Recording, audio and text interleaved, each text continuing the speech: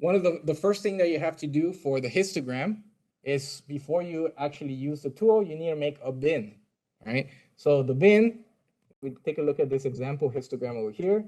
The bin is these numbers at the bottom, right? These ranges that you're going to choose these for your data, right? So you want to see, in this case, if we have our number of pizzas, right? We might want to start with how many orders were for one pizza, two pizzas, three pizzas, four pizzas, and so on, right?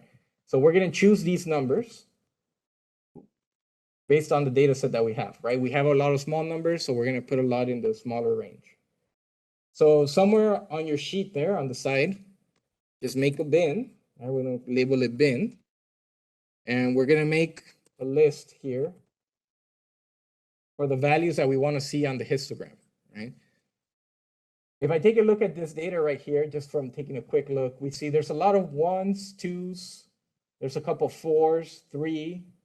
There's a few high numbers, like we have 11 here, but overall it looks like we're mostly 1, 2, 3, and 4, right? So for my bin, I'm going to put 1, 2, 3, and 4. Those seem to be very important in this data. So I want to take a look at how many 1, 2, 3s, and 4s I have there.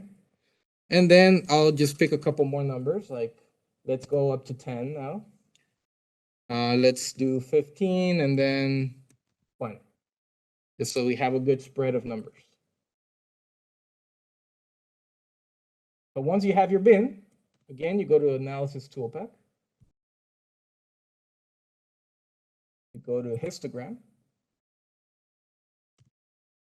And again, you get one of these command windows. The first thing is you want your data again. So here we're going to put the sum of quantity data. And don't forget to not include the total. The same way we did for the descriptive statistics. Do it the same way. Then we need a bin range, right? So now we need a bin range. So I'm going to go back up here where I had the bin. I'm just going to select all of these numbers for my bin.